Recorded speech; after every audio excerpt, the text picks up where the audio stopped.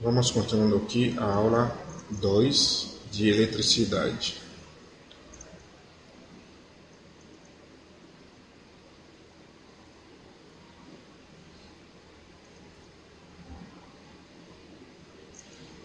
Então, vou falar aqui sobre a lei de Kirchhoff para tensão e a lei de Kirchhoff para corrente. Então, primeiramente, vamos falar sobre a lei de Kirchhoff para tensão.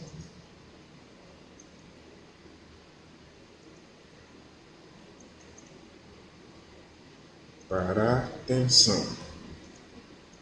Abreviando é a LKT. Lei de Kirchhoff para tensão. Muito bem, o que fala esta lei?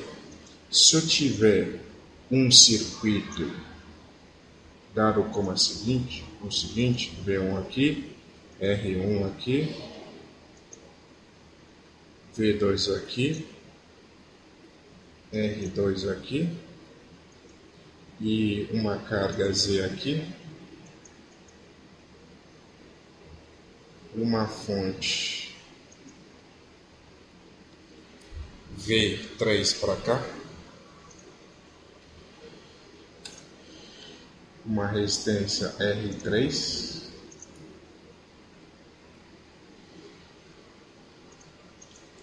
Z aqui. Vamos supor que a corrente esteja fluindo no sentido horário. Sendo assim, em cima do resistor R1 e da carga Z, eu vou ter queda de tensão, que a gente vai descobrir já qual é o sentido dessa queda de tensão. Mas primeiramente vamos olhar para as fontes de tensão. As fontes de tensão, neste caso que são fontes de corrente contínua, têm já as suas polaridades definidas. A polaridade positiva de uma fonte de corrente contínua se dá na barra maior, mais, e na barra menor, menos. Certo? Então, isso faz com que a minha tensão V1 esteja orientada para cima, em cima do V1. V2, vou ter mais aqui e menos aqui. Logo, a tensão vai estar para a esquerda, V2. A fonte V3 vou ter mais aqui e menos aqui. Então, a tensão vai estar no sentido para a esquerda. Muito bem.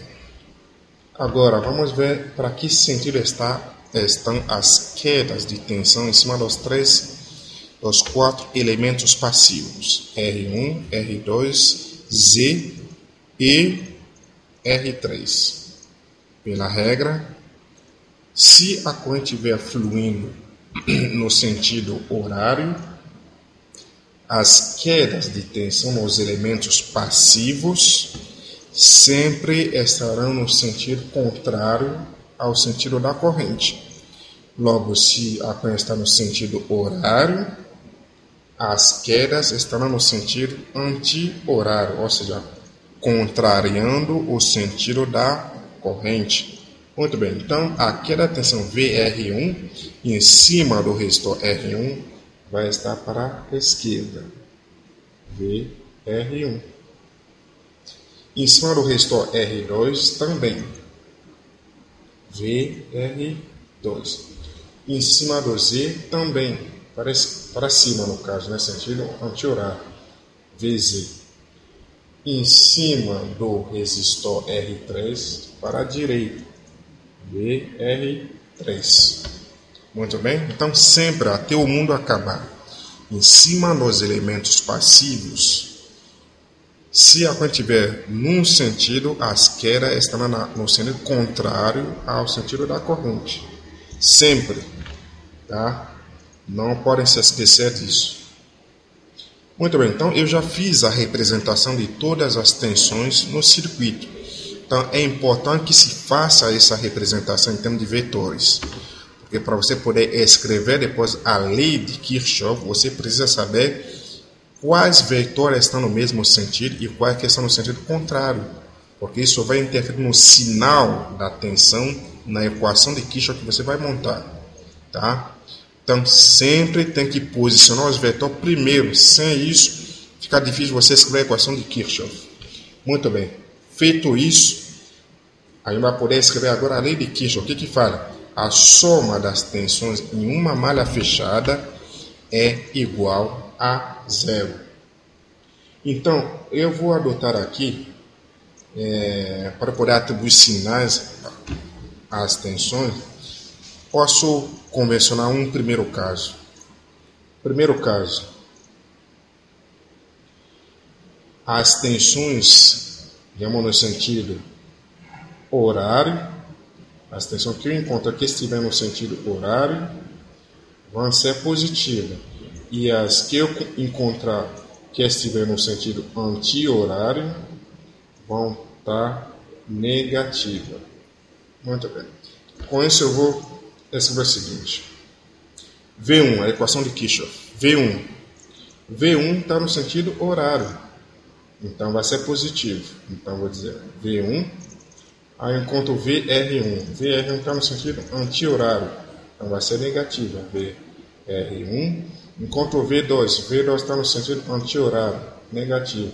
Menos V2. VR2 também anti-horário, menos VR2. VZ também anti-horário, menos VZ.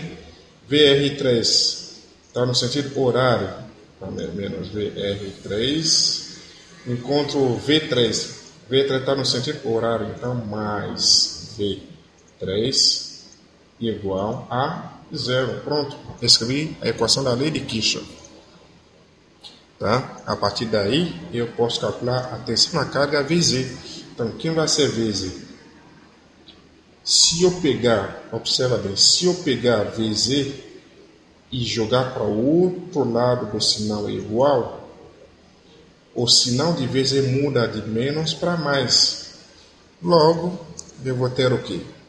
V1 menos VR1 menos V2 menos VR2 menos VR3 mais V3 igual a VZ. Pronto, então eu isolei VZ, então eu escrevi já a expressão que me permite calcular o valor de VZ. Acabou. Então, eu conheço o V1, o valor de V1, o valor de VR1, o valor de V2, o valor de VR2, o valor de VR3 e o valor de V3. Logo, eu consigo calcular o valor de VZ. No segundo caso,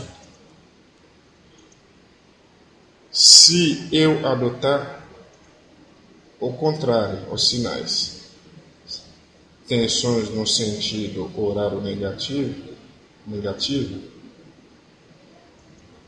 e tensões no sentido anti-horário positivas, então eu posso reescrever a mesma equação. Neste caso, vou ter menos V1 mais VR1 mais V2 mais VR2 mais VZ mais VR3 menos V3 igual a zero.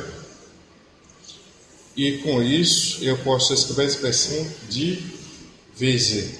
Como VZ já está com sinal positivo, vou deixar ela deste lado e jogar o restante das tensões para outro lado, sendo que quando elas foram jogadas para outro lado, o sinal é igual, o sinal de cada uma das tensões irá mudar.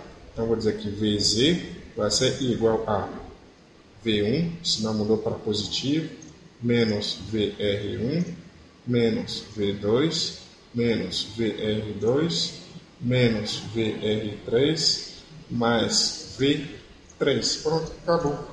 Isolei a expressão que me permite calcular o valor de VZ. Pronto. Sem mistério nenhum.